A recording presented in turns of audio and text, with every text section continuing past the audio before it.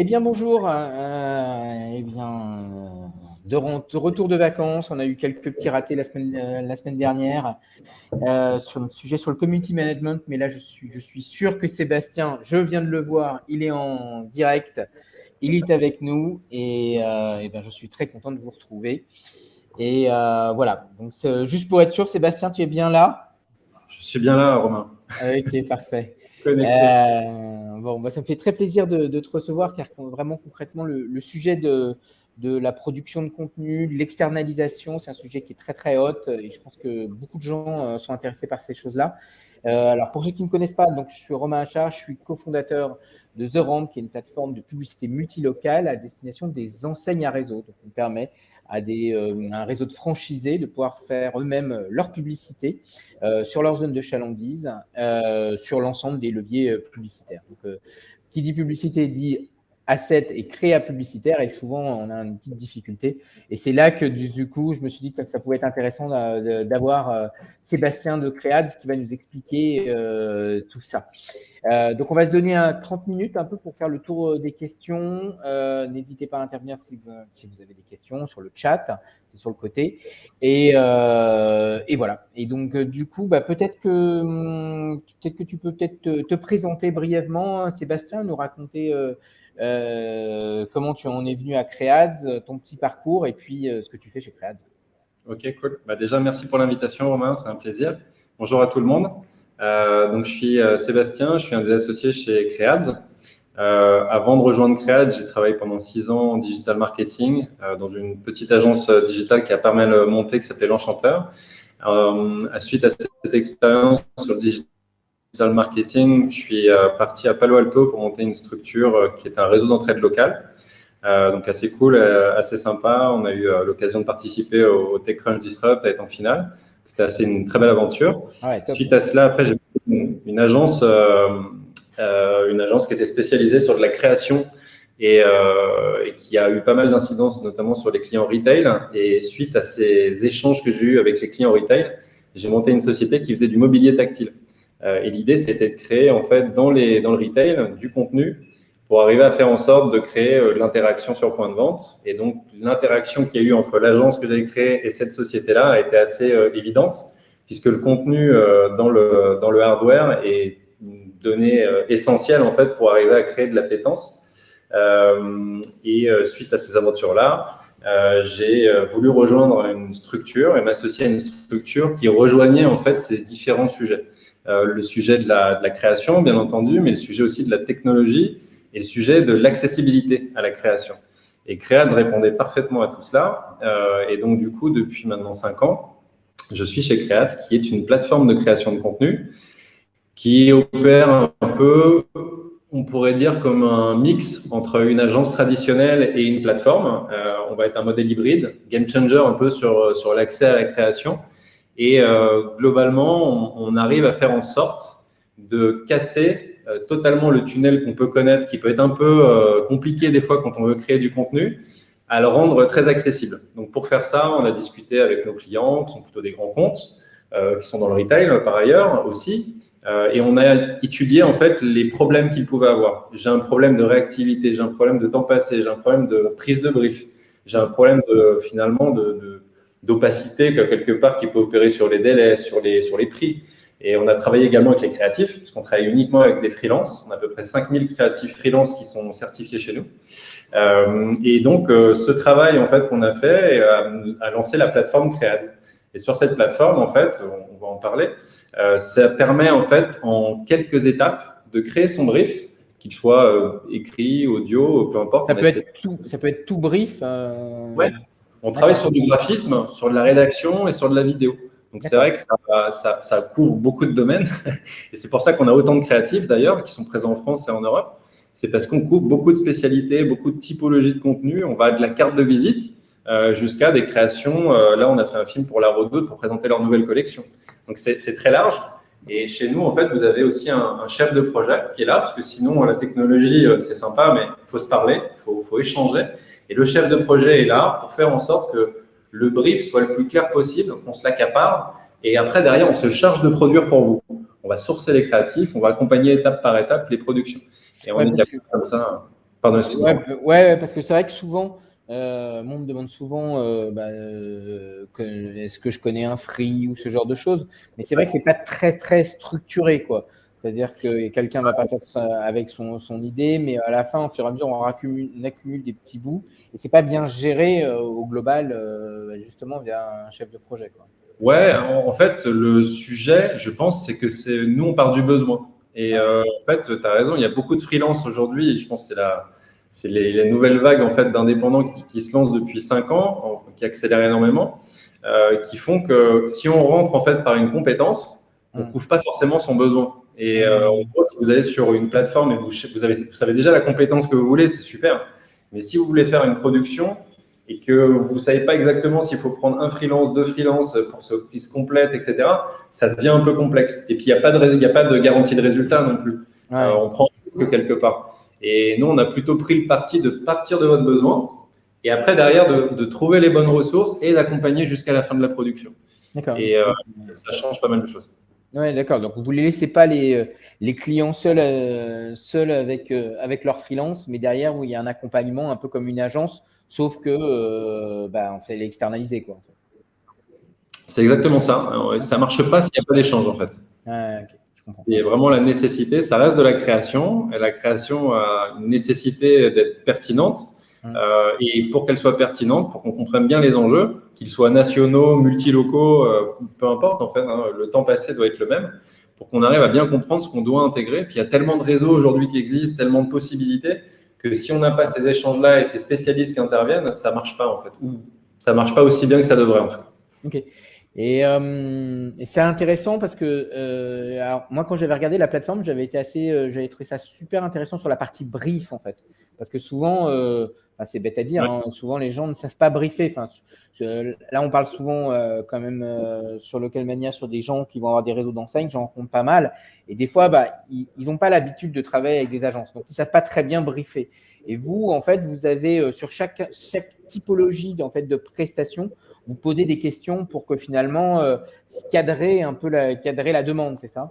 Ouais, exactement. En gros, on a entre 5 et 10 étapes en fonction de la complexité du besoin qui vont permettre en fait à tout le monde, n'importe qui connaisse ou pas en fait la communication, comment faire un brief, etc., d'être guidé.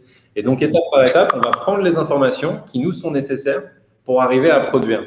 Et ça peut être très simple. Hein. Je parlais d'une carte de visite. Là, on n'a pas besoin de beaucoup d'étapes. Mais néanmoins, on a besoin d'avoir des informations. Si on part sur du motion design, des choses plus complexes, le brief va s'allonger un peu, mais ça va être assez illustré, ça va être assez ludique pour pas que ça soit trop lourd. Et on a même rajouté une fonctionnalité qui permet de le faire en audio. Donc ça permet encore de gagner un peu plus de temps. Des fois, on a un peu son idée dans la tête quand on fait son brief. Et l'écrire, c'est pas ce qui est le plus évident des fois. Et donc, du coup, on a mis en place ça pour qu'on puisse s'exprimer. Et c'est vrai que quand on l'entend, ça va tout de suite un peu mieux. Dans tous les cas, de manière, on s'appelle pour être sûr que tout est clair, mais c'est super important pour nous d'entendre avec les mots de la personne qui veut produire ce qu'elle veut faire. Ça nous aide beaucoup. Ouais. Et ça, les gens l'utilisent. C'est une nouvelle fonctionnalité, c'est ça? Ouais, on l'a lancé il y a 1 mois et demi. Ouais, donc c'est assez nouveau. Ouais, bien sûr, ils l'utilisent. Ouais, ça sert beaucoup. Ouais, c'est quelque chose qu'on aime beaucoup. Puis c'est ludique. Il y a quelque chose d'un peu sympa parce que dans tous les cas, quand on fait le brief audio, on a quand même les réponses sur lesquelles on attendait. Les questions sur lesquelles on attend des réponses. Donc, tu lis en fait les questions, puis tu réponds, tout simplement. Donc, ça permet de gagner du temps déjà. Et puis, il y a quelque chose qui est un peu dans ce qu'on est aujourd'hui. C'est-à-dire, on utilise tous WhatsApp, etc. Et on fait du message audio et tout. On veut que ça aille vite. Et donc, du coup, c'est une fonctionnalité pour nous qui nous permet de faire gagner du temps à nos clients, puis rendre le brief encore un peu plus ludique, quoi. Okay.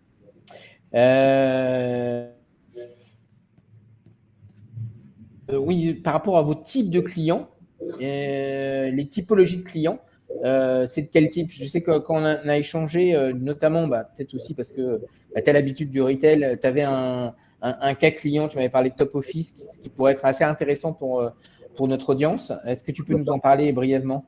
Bien sûr, ouais. Bon, déjà, pour la majorité de nos clients, on va avoir des clients, on va dire, grands comptes, mais qui ont aussi de l'enseigne, qui ont des points de vente sur le territoire, en France ou en Europe. Sur le cas de Top Office, en fait, finalement, Top Office va avoir une quarantaine de points de vente en France. Et ils ont, donc du coup, tout le monde connaît Top Office, hein, on vient s'équiper de différents produits pour nos bureaux, etc. Et en fait, on a créé avec eux un studio de production, un studio de création. Donc, le studio de création Creads est intégré chez Top Office et toute personne qui va chez Top Office et qui veut faire de la création va passer par notre plateforme. Et on est devenu finalement un studio en marque blanche pour eux, avec un travail qui a été fait en amont pour identifier les différents projets sur lesquels il y a des besoins. Je parlais des cartes de visite, c'était pas le hasard, on en fait pas mal pour eux. On fait des flyers, on fait des bannières, voilà, on travaille sur différentes typologies de projets, puis on les fait évoluer dans le temps. Là, on fait pas mal d'interviews maintenant, parce qu'il y a des entreprises qui viennent et qui veulent faire des interviews pour les mettre sur leur site internet, etc. Et des services qui sont proposés via notre plateforme à ces différents clients.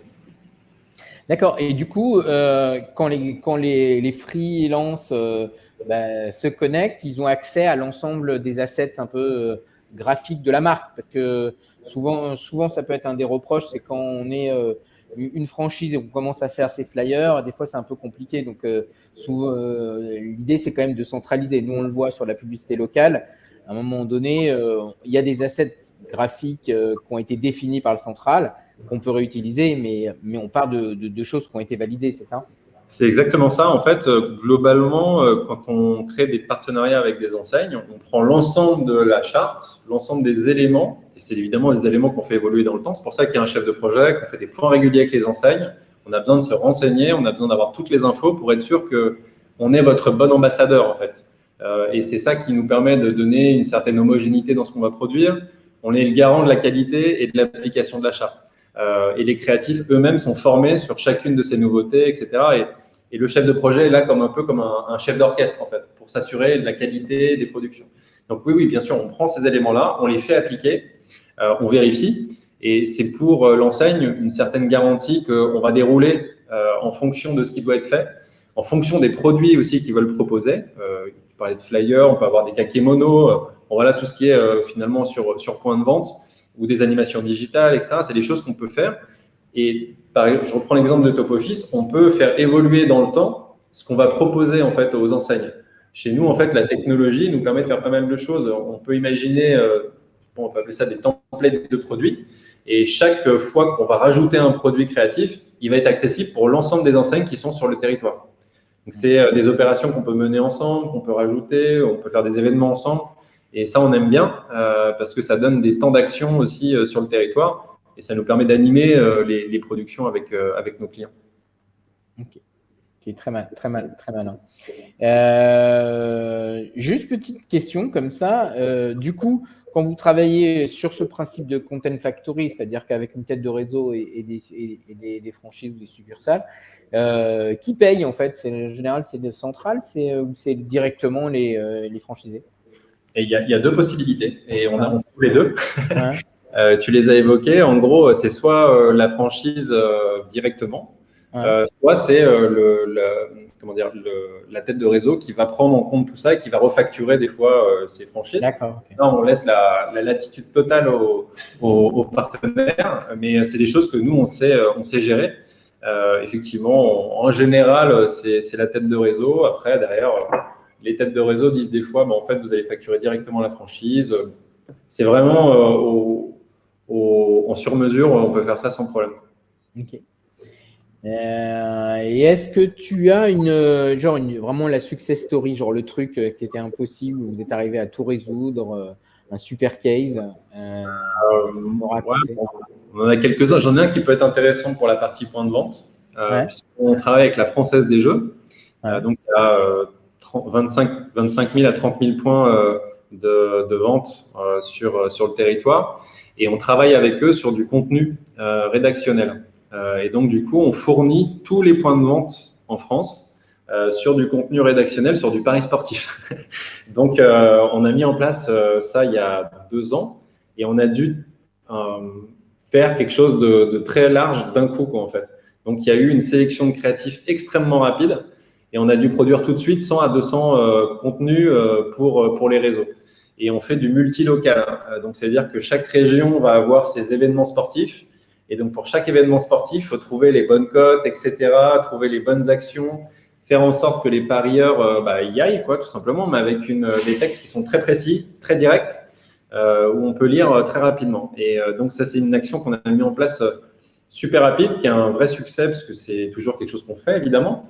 Et on les a fait évoluer d'ailleurs vers des podcasts, ces articles se sont transformés en podcasts. Donc, c'est des petites émissions qu'on met en place de manière hebdomadaire pour mettre les actualités sportives, etc. Donc, c'était un très beau challenge. Et depuis, on travaille beaucoup. C'était notre première action, finalement, avec la Française des Jeux. Et donc, ils nous ont fait confiance sur ce sujet-là et on l'a développé et bien comme il faut. Donc, on est hyper content de ce sujet. On a fait là, dernièrement, la Coupe d'Europe, quoi. On fait le Paralympique, etc. Donc, c'est des choses qui sont dans la continuité. Et le contenu texte est super important, comme tu sais. Ok. Juste, si vous avez des questions, n'hésitez pas à les poser sur le côté. On y répondra avec grand plaisir. Juste comme ça, parce que c'est vrai que c'est un sujet quand on parle de créa. Il y a 10 jours, là, j'étais sur une conférence où je parlais de la création de trafic en point de vente et notamment de l'importance aujourd'hui de la publicité digitale. Et je disais que très souvent, les agences se concentrent sur une seule créa. Je relevais ça et c'est comment augmenter l'efficacité. Et je me disais, aujourd'hui, on a quelque chose de magique avec le digital, c'est qu'on peut tester plusieurs créas. Est-ce que c'est des choses que vous intégrez quand vous travaillez avec des clients pour finalement ouvrir le maximum, optimiser au maximum les campagnes et permettre finalement non pas seulement d'avoir une seule créa, mais d'en avoir plusieurs à tester et de prendre celle qui est la meilleure. C'est le genre de choses, de process que vous avez l'habitude de faire? C'est une nécessité en fait. Dire que c'est très dangereux de ne pas le faire. Différentes raisons. La première, c'est qu'on a la capacité de pouvoir le faire, donc ce serait dommage de s'en priver. Ça nous permet de tester des messages. Je reprends l'exemple de la Française des Jeux. On a poussé plusieurs types de messages. On a vu ce qui était le plus appétant. Et après, derrière, on a décliné en fonction de ces messages-là. C'était poussé dans l'application avec du sponsoring, etc. Donc, il y avait une nécessité de pouvoir le faire. Pour des campagnes qui sont nationales, multilocales, sur différents réseaux et différents canaux, chaque social network, chaque site internet va avoir sa manière de distribuer la publicité. Et dans la fatigue, ce qu'on appelle la fatigue média, en fait, elle est intégrée dans les plans médias.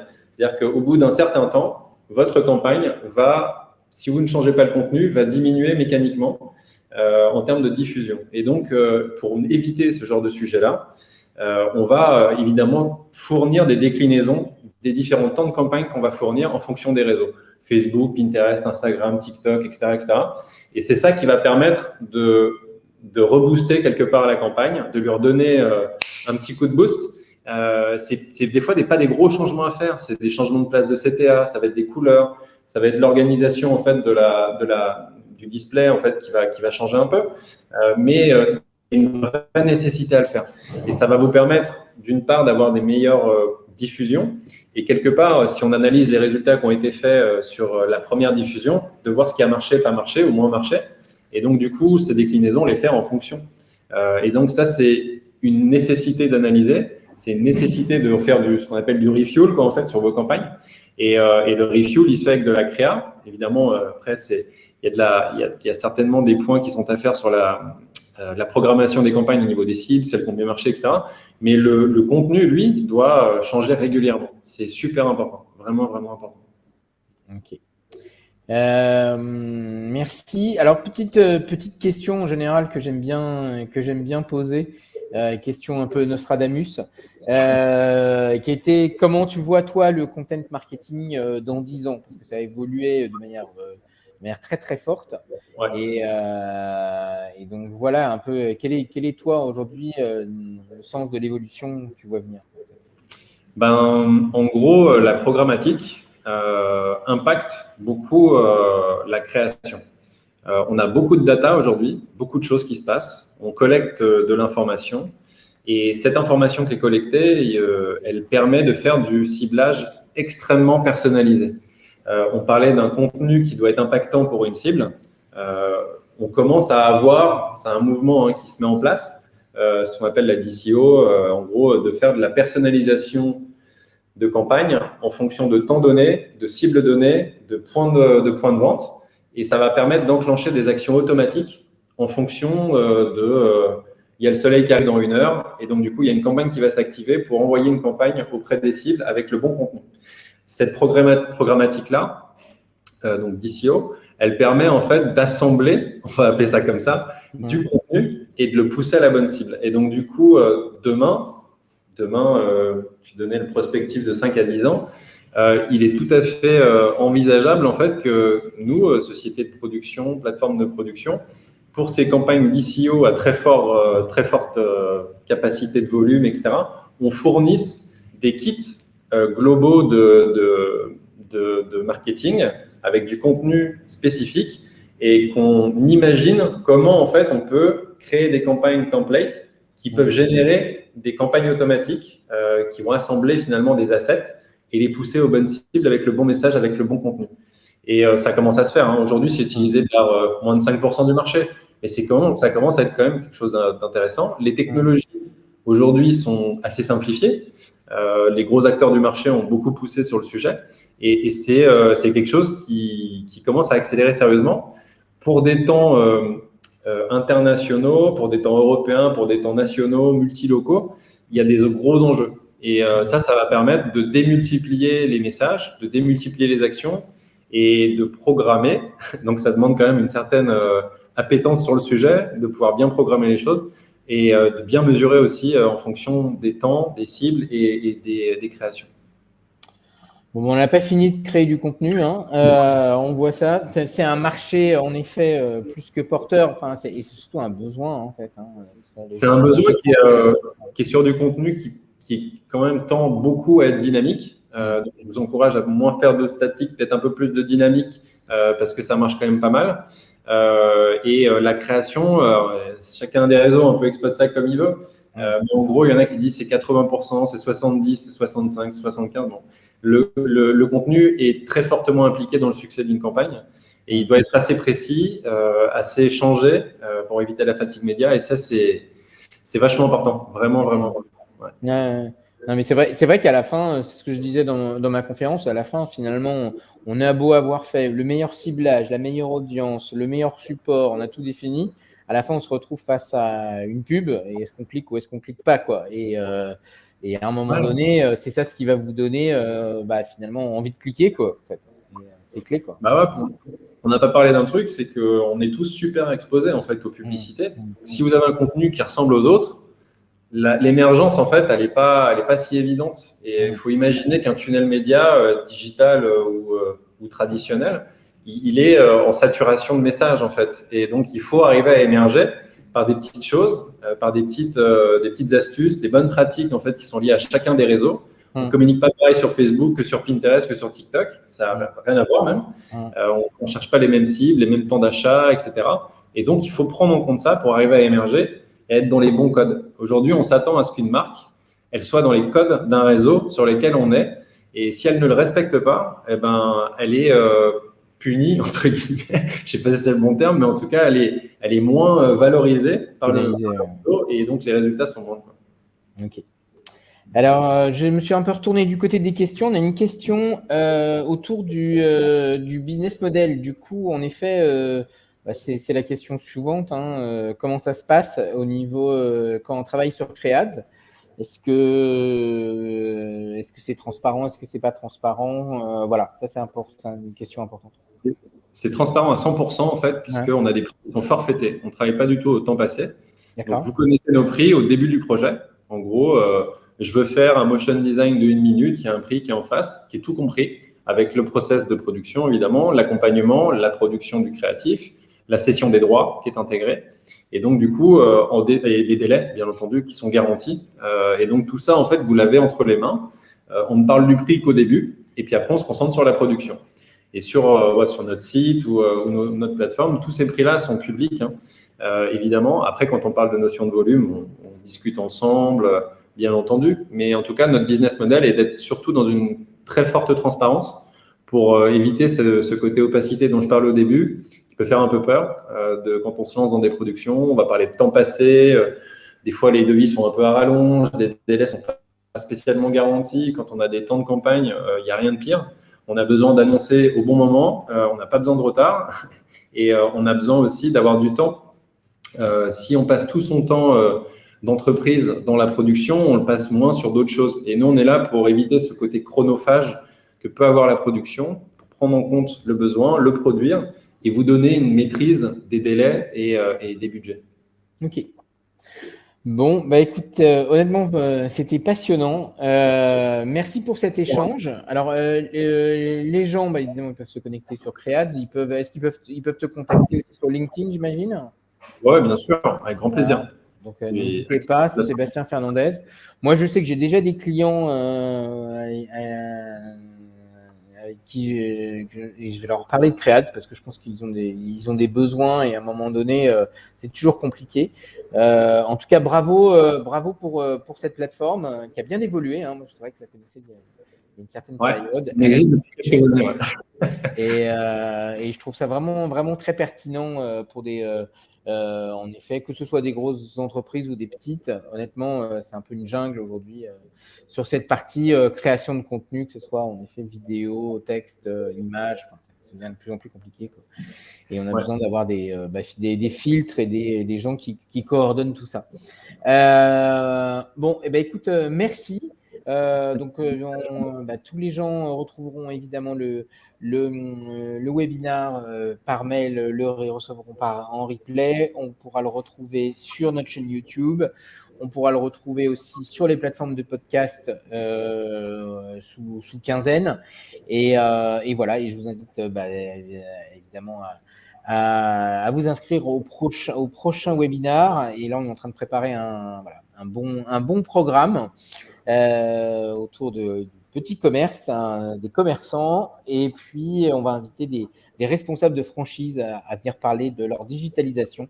On a déjà quelques beaux noms qui vont arriver et qui vont très vite être publiés sur le site. Merci en tout cas, Sébastien. Longue vie à Creads. Et voilà. Et à très vite. J'espère que tu vas avoir de nouveaux clients grâce à nous. Voilà. Écoute, avec grand plaisir. Merci pour l'invitation. Merci à tout le monde pour d'être présent. C'est vrai que parler de contenu, c'est toujours un plaisir. Et écoutez, plaisir pour se connecter, en tout cas via LinkedIn ou autre. Je serai là et disponible. Ok, merci. Super. Merci. Au revoir. Bonne journée. Au revoir. Au revoir.